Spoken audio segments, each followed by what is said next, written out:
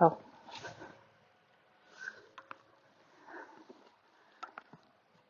Good morning. So we are going to do a little bit of lunging today. This horse has had 2 days off, and it's really cold this morning. It's 39 degrees.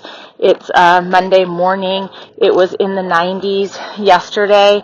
Summer is over in Arizona, and we're at the tiniest bit of elevation here, so our nights get a little bit colder than in town, and so the horses get really fresh.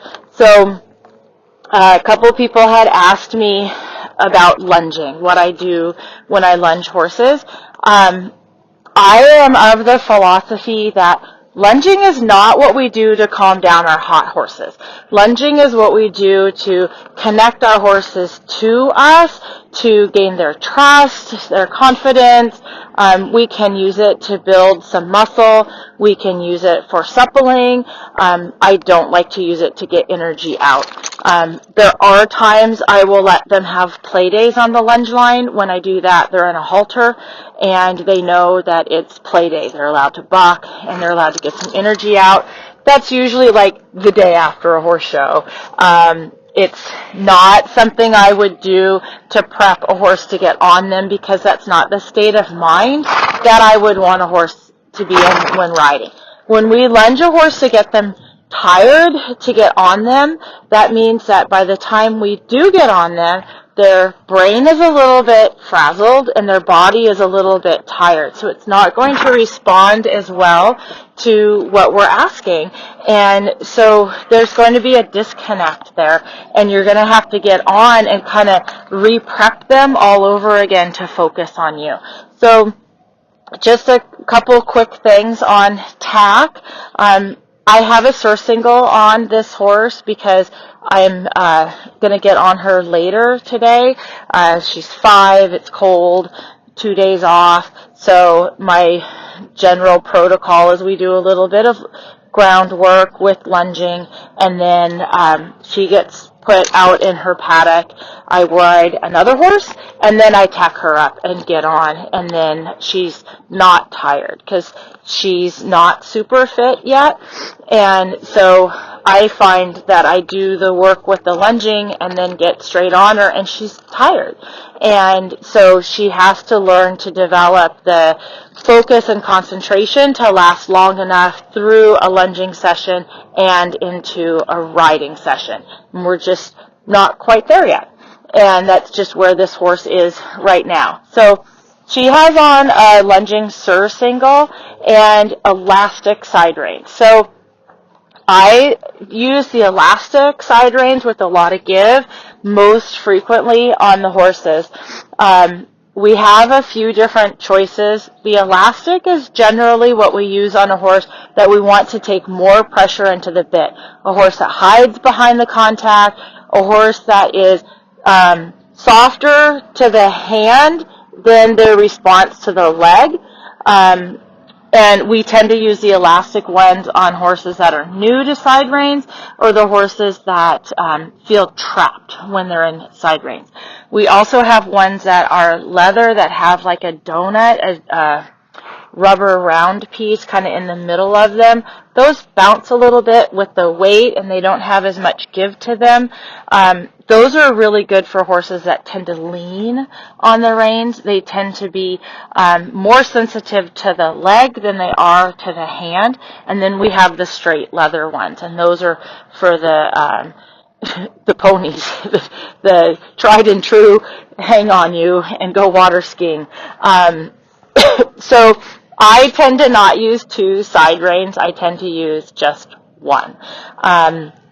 So I also have the bridle on her. This is my working bridle. It has a bunch of snaps on it, and I like it because I can swap the bit super easy, If I'm going to get on and ride after some lunging, I have a snap at the throat lash, so it's really easy to put my reins up and then just snap it back onto the bridle, so I don't have to take my gloves off.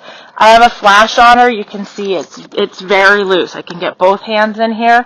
It's just so that if the horse was to get really naughty, the bit can't pull all the way through the horse's mouth, because my noseband is also quite loose. I can get 4, 5, 7. I have 7 fingers in there, and it's still not tight.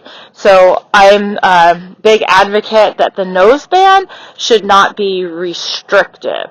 The noseband should give limits to how much they can open their mouth. They should be allowed to open their mouth and relieve pressure, and then that communicates to us that something is going wrong in the contact and we have to work on fixing that.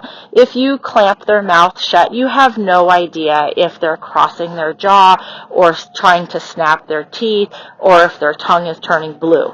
So we want to have enough that they can open the mouth so that we know that our connection isn't where it needs to be at that moment, and then we can work on refining their responses to our aids. So I'm going to just put my side rein on that outside over here. I like the horse to be standing straight, and my side rein is maybe 3 inches away from her mouth, so it's very little stretch on the elastic to bring it up to her mouth and create a little bit of pressure. And I have the side rein pretty low because this horse likes to go pretty high in her neck, and then she doesn't stretch over her back. So with no pressure from my line, you can see it has her bending a little bit to the inside, maybe a lot, because she's moving away from the pressure. And then I like to actually take my lunge line and go through the bit and back to my surcingle and have it a little bit like a draw rein. And then I can really work on the bending of the horse to help them come into that outside line. And it works to help them also be a little bit more stable in the contact. And the young horses, like you can see, she's kind of chewing on the bit a little bit. I mean, that's really normal for a young horse on a 39-degree day on a Monday. So I don't have any problem that she's a little bit chewing on the bit, and she's got lots of room to be able to move that bit, move her jaw, release that pressure. I'm the worst with holding a lunge line. We're not supposed to have it wrapped around our hands. It should be fanned back and forth and not have any loops around our hand, so that we don't end up getting our hand caught in the lunge line. So when I start out, because I have the line set up like a draw rein, I actually am going to have to loosen the line to the surcingle a little bit, and then I'm going to hold both of those lines right next to her mouth, and I'm going to do a little bit of turn on the forehand work before putting her out at the end of the line. So my lunge whip, I have the lash wrapped around the whip, and then I hold the whip plus the lash. I'm going to lift the whip and cluck, and she should move away from me, and that was really good. So what this helps the horses understand, get a little farther from the camera, what it helps them understand is that the pressure from the leg or from the whip takes them into the hand, that they shouldn't run away from that pressure. And this one sometimes isn't really good to the whip, so I use this to desensitize her a little. So when she's making a nice turn on the forehand, I then want her to move away from me. And see how she wants to step into me? So there we go. So I can poke her a little with the handle of the whip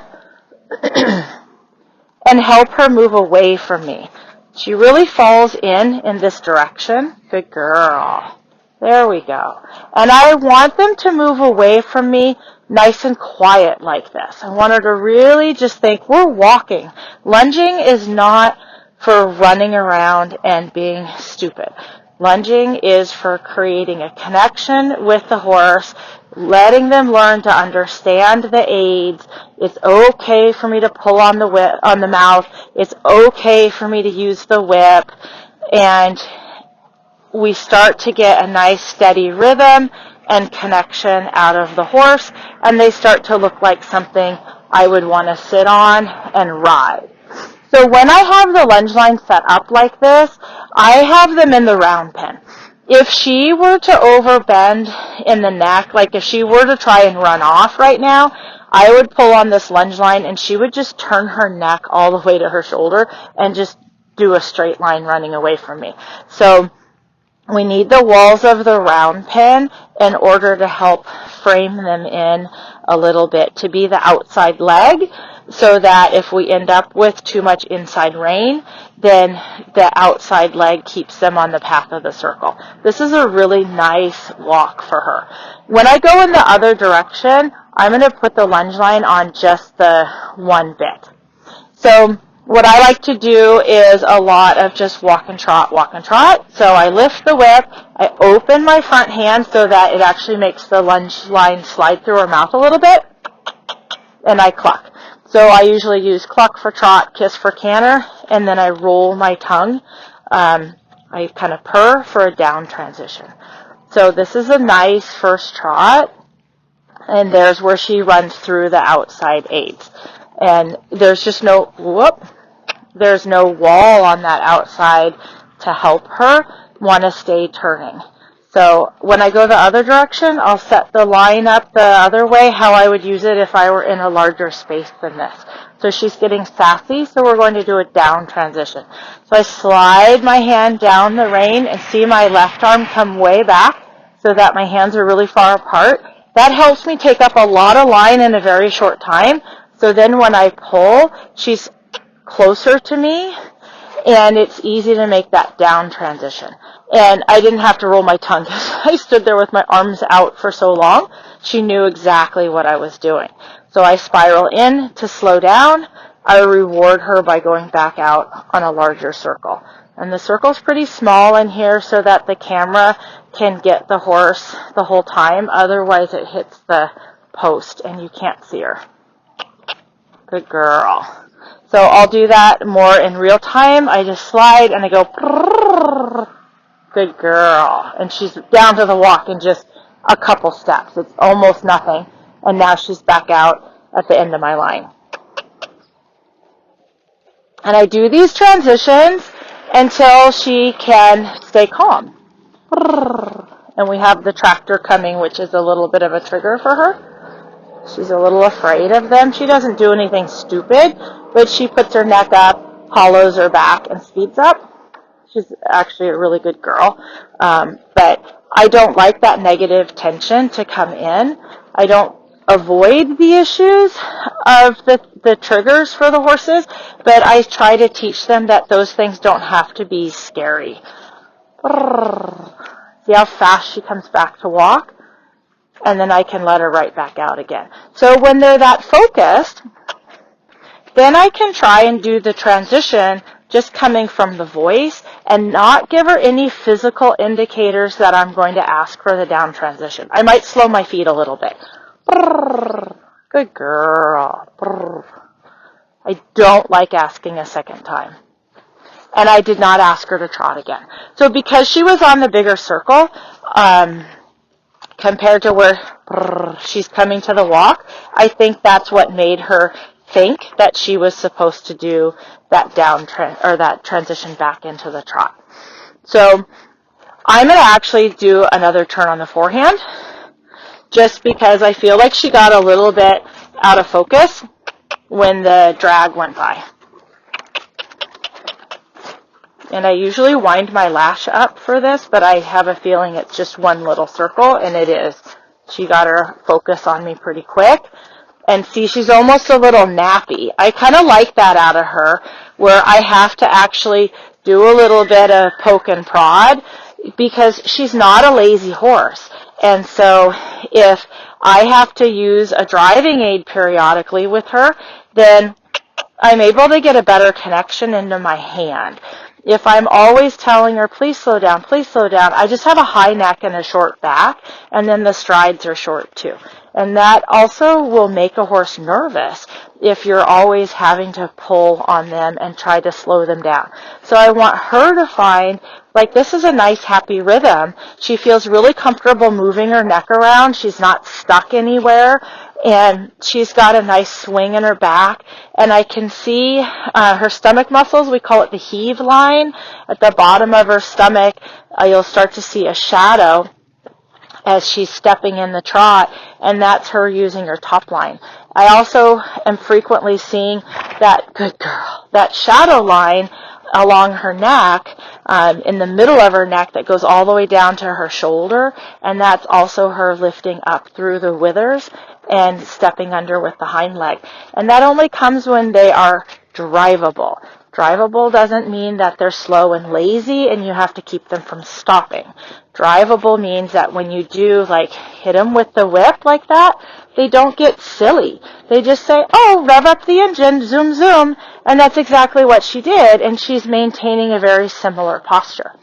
So you'll see me periodically with my lunge line hand kind of pull it back like this behind me. That's just me taking a little bit of pressure on the bit when she counterbends.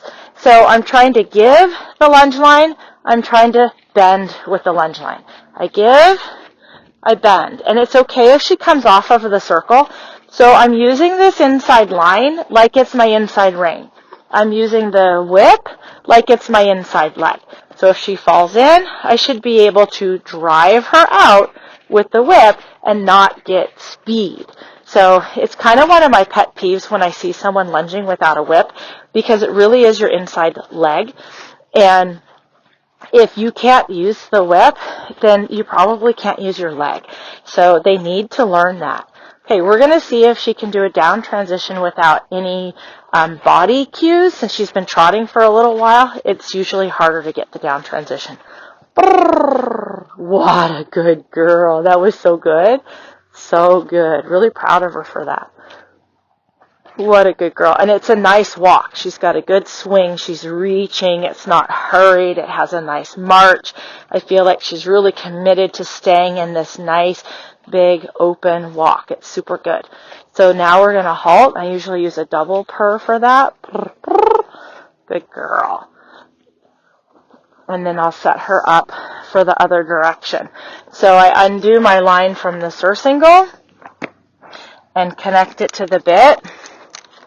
And then I like to undo, hi girl, what are you looking at?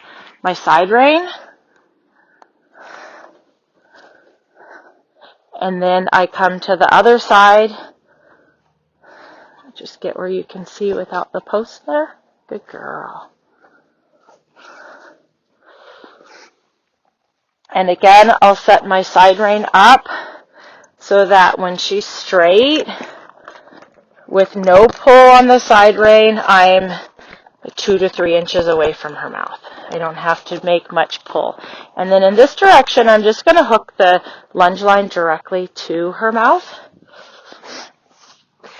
It's a little bit easier to do this turn on the forehand when you don't have that draw rein type effect. But I'm just showing you a different variation on the same exercise. Not every horse needs that more of a draw rein type effect to that inside rein. So I'm going to hold the bit or the line right next to the bit. I don't want any line between my hand and the bit. Once you slide down far from the mouth, it's just like riding. Long reins, you have less control because you have to move a big distance before you're able to communicate. So I want to be right next to the bit. When I lift this whip up off the ground and cluck, she should move her hind legs away from me. Good girl. Good girl. There we go. She's drivable. I have to touch her periodically with the whip. I have permission, to pull on the lunge line. I'm pulling up with my hand. She's a little lazy now. Good girl. Good. When it looks like a turn on the forehand, I try to kind of push her away from me. We got to do that again. See, it's warmed up now. The sun comes up and it gets warm fast. Good girl. Okay, we'll try and move her away from me again. There we go. And I should be able to just step toward her and she should move away. And if she doesn't, I can use the lunge whip, the handle, where I would use my leg. Good girl. Good girl. She prefers a little bit bending to that left side so she can fall into the right. So having the line set up as a draw rein on the side would actually help a little bit with that bending. But like I said, I wanted you to see just the line direct to the bit. I am okay with her being counterbent because it's helping her be drivable, and then I can pull, my inside hand back and ask for bending. So I can bend a little to get her against the outside rein and give. Bend a little and give. Good girl. And we don't want her to think that every time the circle gets bigger, that that's the time to run off either, right? So the bigger circle is the reward for her listening to us, but we don't want it to be every time she's on a big circle, she gets to go running. So this is, again, how I would have the line set up if I was in a larger space than this, because I don't have the wall as my outside leg. So I have a nice direct line to her mouth, and then the side rein on the outside. So if she were to get naughty for some reason, I have a little more control this way, and I don't end up just turning her neck. Drop. Now, if I had to ask any more than that, I would have actually given her a tap with the whip. Sometimes in the canter, which I don't think I should do on a circle this small, sometimes in the canter, this horse, I'll ask for canter, and she'll kind of blow me off. And so I'll ask, and then I'll tap her with the whip. And then that way when I'm riding, I don't have to go to the whip because she knows there's a consequence if she doesn't go on the first asking. That's a nice trot. So again, I want drivable. I don't want lazy. I don't want the drive to make her rush off like that. She got a little quick, so I'm going to hold the inside line. There we go, until she drops the neck down. So when she gets too quick, I just hold that pressure until the neck drops down. Good girl. So we want power without speed. So that's a bit of a hard concept, I think, to be able to follow. So speed is like how fast their legs are turning over. So if you think of her legs going like really fast, we want them to be kind of slow but going the same miles per hour. So think more RPMs. Well, that's probably not really right either, because if you have higher RPMs, you've got a lot more power there. So just thinking about the tempo, does it look relaxing to post to? Does the back look soft? Does the connection look soft? So I'll make her go a little too quick here. See there, her legs just kind of look like a blur. There's a lot of sand kicking around. And she gets kind of longer and more on the forehand and a little flatter. So to me, like, I don't like this trot. It's just too hurried. So I'm going to now have her slower. So I got her legs slower, but her miles per hour also got slower. So what I want to see is that her legs kind of stay slower like this, but that she still has a little bit more speed. So that's that drivable idea, that when I ask for a little speed, I don't want the legs to get faster. And we have this funny term that we use in dressage. We say that we need the horses quicker behind, And by that, we don't mean that the tempo gets faster. We mean that the leg gets off of the ground earlier in the stride.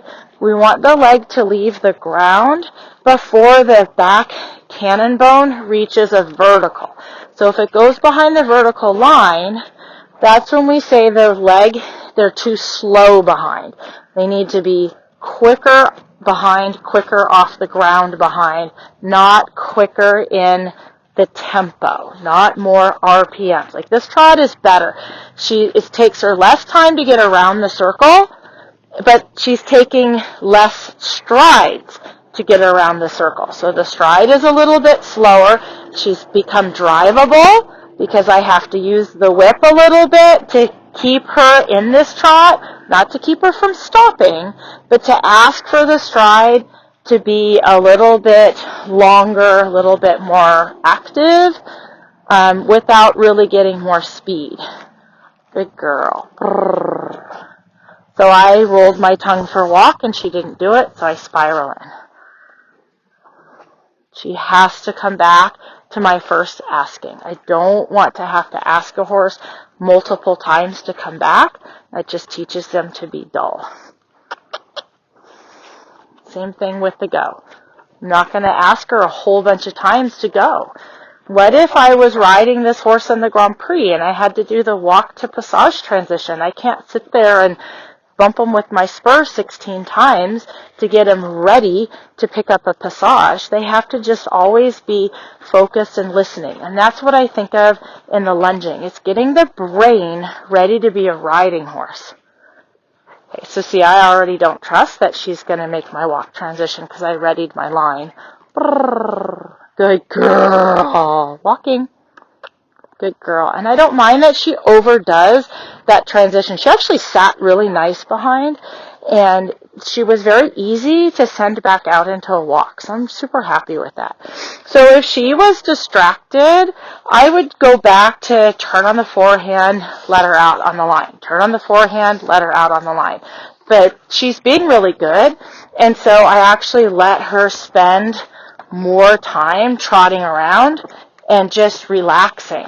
So it does turn into exercising for a while, but again, it's exercise you would want to be sitting on her and riding her. I mean, there's never a point looking at her lunging where you're not thinking to yourself, oh, I would ride that horse. So that's what I want with the lunging. The lunging is to get the horse connected to you, paying attention, increase their concentration time, get them comfortable with the whip, touching them everywhere on their body, get them drivable, help them learn how to move off of your aids, except framing in with the contact. You can see she's got a little bit of spit on her mouth because she did get good in the jaw a number of times. And she just looks like a horse right now that has had a workout, and she's just walked and jogged on the lunge line for 10 minutes with a little bit of turn on the forehand. So this is kind of where I like to see my horses before I get on them at a horse show or after they've had some days off, or just my young ones that they're still new to riding and the busy environment and being in a training barn. So if you have any questions, you can message or email me. I'm happy to answer them. You can leave questions down in the chat, and I'll try and get back with everyone the best I can. All right, have a good day, everybody.